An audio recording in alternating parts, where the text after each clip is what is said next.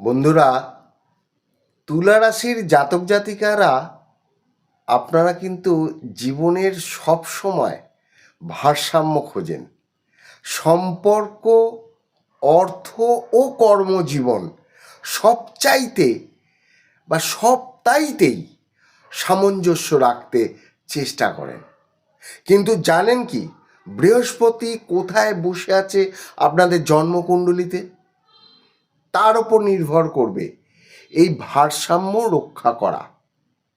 এটা আপনাদের আশীর্বাদও হতে পারে, আবার জীবনের বড় পরীক্ষা এটাও হতে পারে। তো আজ জানাবো তুলা রাশির 12 ভাবে বৃহস্পতি সম্পূর্ণ গুপ্ত রহস্য। তাই ভিডিওটা সম্পূর্ণ দেখুন, আর এর সাথে আপনাদের জীবনের সময়টাকে মিলিয়ে দেখুন, সম্পূর্ণ বিশ্লেষণ জানুন। এটা শুধুমাত্র আমার ভিডিওতেই আপনি পাবেন।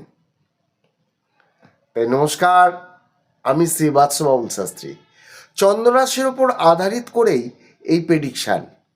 আপনারা আপনাদের জন্মকুণ্ডলী বিশ্লেষণ করতে চাইলে অনলাইনে বা অফলাইনে আপনারা করতে পারেন, আর অনলাইনে হোয়াটসঅ্যাপের মাধ্যমে, আর সাক্ষাতে যোগাযোগ করতে চাইলে দক্ষিণেশ্বরে কালী মন্দিরে কাছে আমার চেম্বার থাকে প্রতি বুধবার 11টা থেকে বিকেল 3টে পর্যন্ত। আপনারা যোগাযোগ করতেই পারেন। এছাড়া প্রতি মাসে শিলিগুড়িতে আমার চেম্বার বসে, সেখানেও আপনারা যোগাযোগ করতে পারেন। তো তুলা রাশির অধিপতি শুক্রদেব, এরা সাধারণত কূটনৈতিক, ন্যায়পরায়ণ, সম্পর্ক কেন্দ্রিক এবং সৌন্দর্যপ্রিয় ও সামাজিক ব্যক্তি হয়ে থাকেন। কিন্তু কখনো কখনো অতিরিক্ত ভারসাম্য খুঁজতে গিয়ে সিদ্ধান্ত না ভোগেন না। সেখানেই বৃহস্পতি জীবনের বড় শিক্ষা দেয়। তো এবারে শুরু করছি। দেখুন, প্রথম ভাব দিয়ে আপনারা কিন্তু মেলাবেন। এটা প্রথম ভাব, এইটা এখানে বৃহস্পতি বসে আছে। তো এটা হলো তুলা রাশির, আর শুক্র এই গ্রহের অধিপতি, এবং এখানে আছে কে? বৃহস্পতি। তাহলে আকর্ষণীয় ব্যক্তিত্ব, সামাজিক সম্মান এবং জ্ঞান ও কূটনীতির সমন্বয়। নিজেকে নিয়ে গভীর চিন্তা করে। অস্তমিত যদি হয়, এখানে সূর্য আছে, সূর্যের সাথে অস্তমিত হয়ে গেলে অন্যকে খুশি করতে গিয়ে নিজের ক্ষতি করে ফেলে। এবারে আসবো দ্বিতীয় ভাবে। দ্বিতীয় ভাব, এটা এখানে বৃশ্চিক রাশি আসছে। বৃহস্পতি বৃশ্চিক রাশিতে মঙ্গলের সাথে আছে, মানে মঙ্গলের ঘরে। এখানে মঙ্গল থাকতেও পারে। গোপন সম্পদ, গবেষণা থেকে অর্থ, শক্তিশালী বাকশক্তি, ভালো বক্তা, অর্থ উপার্জনের দক্ষতা, শিল্প ও ব্যবসা থেকে লাভ। হ্যাঁ, মঙ্গল থাকলে কিন্তু এখানে একটুখানি মাথা গরম হবে। এখানে খারাপ বইয়ের দৃষ্টি থাকলে অতিরিক্ত সুযোগ হাতছাড়া হয়ে যায়। তৃতীয়ভাবে বৃহস্পতি, এইটা দেখুন এখানে নোয়া লেখা রয়েছে ধনুরাশি। তো ধনুরাশি হলো বৃহস্পতির নিজের ঘর। সাহস, যোগাযোগ, ভ্রমণ, গবেষণা, মিডিয়া, কমিউনিকেশন এর জন্য অত্যন্ত শুভ। এবারে আসছি চতুর্থভাবে বৃহস্পতি। এইখানে এটা মকর রাশি, আর মকর রাশি হলো শনির ঘর। এখানেই বৃহস্পতি দুর্বল।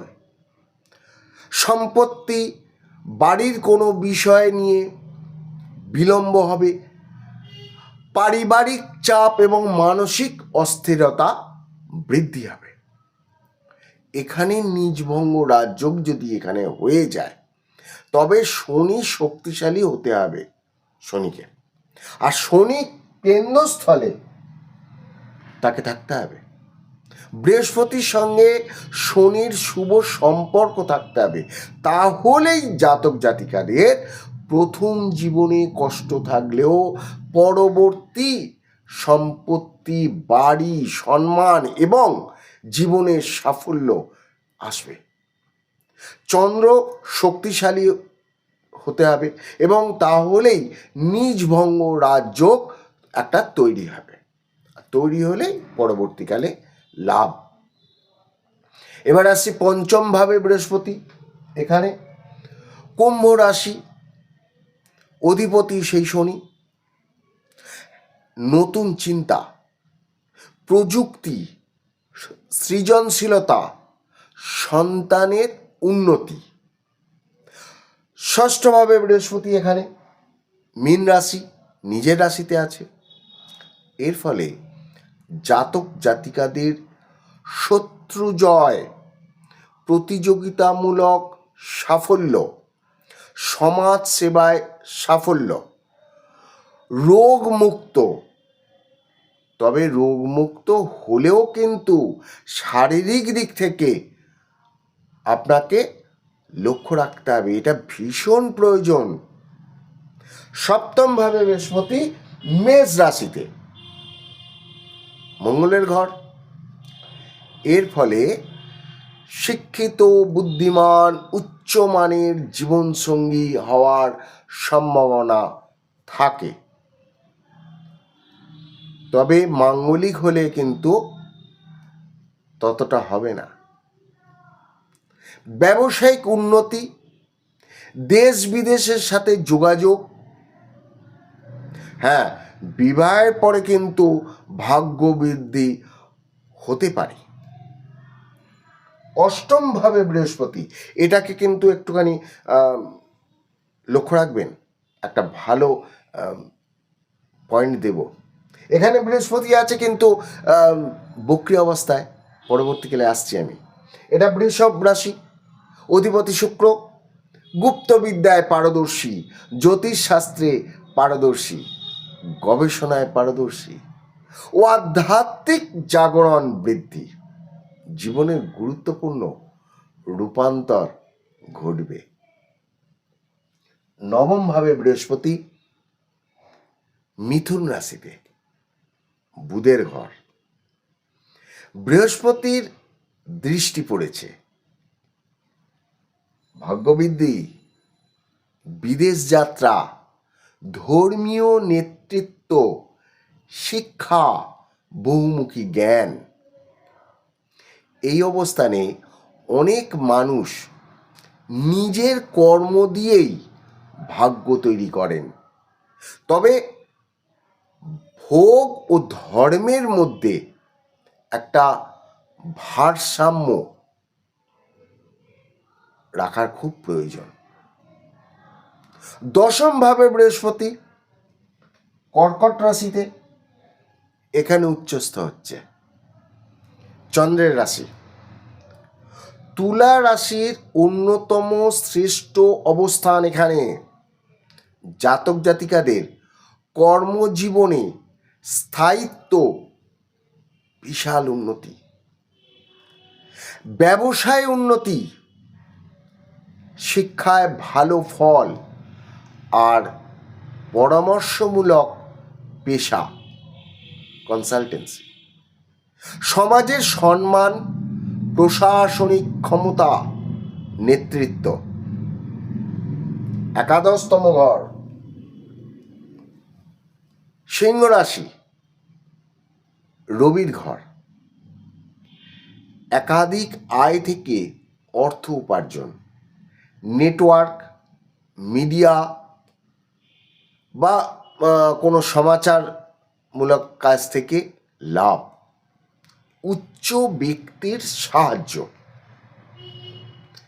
দ্বাদশতম ঘর, এখানে বৃহস্পতি আছেন বসে। এটি কন্যা রাশির ঘর এবং বুধের ঘর, এটা অত্যন্ত শক্তিশালী আধ্যাত্মিকতায় একটা যোগ থাকবে। বিদেশে সৌভাগ্য লাভ, ঈশ্বরের কৃপা দৃষ্টি, তীর্থযাত্রার সুযোগ আছে, আধ্যাত্মিক উন্নতি, অতিরিক্ত চিন্তার কারণে মানসিক ক্লান্তি এটা কিন্তু আসবে। দেখুন, এইগুলোকে আপনারা আপনাদের জন্মকুণ্ডলী যদি আপনাদের বানানো থাকে আপনারা দেখতে পারেন এবং আপনারা মিলিয়ে দেখুন। ভিডিওটা বারবার শুনুন এবং দেখুন না, অসুবিধার কী আছে, কিছু তো জানতে পারবেন। এবার আসছি বর্তমান গোচরের বিশেষ কিছু প্রভাব। নক্ষত্র বিশেষ ফল বলতে গেলে এগুলো আলোচনাই করছি আপনি। হ্যাঁ, তার আগে যদি আপনারা চ্যানেলটা সাবস্ক্রাইব না করেন তাহলে আপনারা সাবস্ক্রাইব করুন, পাশে থাকা বেল আইকনের প্রথম অপশানটিতে ক্লিক করুন। আর এই নতুন নতুন ধরনের ভিডিওগুলো আপনারা পাবেন। আপনারা শেয়ার করুন আপনার বন্ধুবান্ধবদের, তারাও লাভ ওঠাক। লাইক কমেন্টস দিন না, আর বন্ধুবান্ধবদের কিছু উপকারে তো আসুন। এত ভালো ভিডিও আপনারা অন্য কোথাও পাবেন না। আসে চিত্রা নক্ষত্র, তাহলে নক্ষত্রপতি মঙ্গলের ফলে জাতক জাতিকাদের স্থাপত্য, ডিজাইন নির্মাণ, সৌন্দর্যবোধ বৃদ্ধি পাবে। বক্রী বৃহস্পতি অষ্টম ভাবে যদি কারুর থাকে তাহলে কি হবে, জাতক জাতিকাদের অনুসন্ধানী মন তৈরি হয়। একটু লক্ষ্য করলেই আপনি দেখবেন যে অনেক সময় বাচ্চাদের দেখা যায় যে ছোটোবেলা থেকেই একটা রহস্যময় বিষয় নিয়ে আগ্রহ। মৃত্যু, পরজন্ম, ভাগ্য, কর্মফল নিয়ে কৌতূহল, জ্যোতিষতন্ত্র, আধ্যাত্মিকতা, মনোবিজ্ঞানের প্রতি আকর্ষণ। তো এই অষ্টমভাবে বক্রী বৃহস্পতি থাকলে অনেক সময় জীবনে হঠাৎ পরিবর্তন আসে। লাভ পার্টনার এর সঙ্গে মতভেদ হতে পারে, বিশ্বাস ভেঙে আবার নতুন বিশ্বাস ঘুরতে হয়, তবে সাফল্য দেরিতে আসবে। পার্টনাররা একটু ঠকায়। গভীর আত্মবিশ্লেষণ, দেরিতে উন্নতি ও আধ্যাত্মিক অনুসন্ধান। আপনাদের আত্মবিশ্লেষণে বৃদ্ধি হবে, দেরিতে সাফল্য আসবেই, গভীর আধ্যাত্মিকতার উন্নতি হবে। এবার রাহুযুক্ত যদি হয় তাহলে গুরু চণ্ডাল যোগ হলে এর ফলে ব্যতিক্রমী চিন্তা, হঠাৎ উত্থান, বিদেশ বা প্রযুক্তি ক্ষেত্রে অসাধারণ সাফল্য দেয়। ভালো লাগলো তো? তাই এই ধরনের নতুন নতুন ভিডিও পেতে আপনারা চ্যানেলটাকে সাবস্ক্রাইব করুন আর শেয়ার করুন আপনার বন্ধু বান্ধবদের কাছে। ভালো থাকবেন, অন্যের উপকার করুন যতটা সম্ভব। ধন্যবাদ।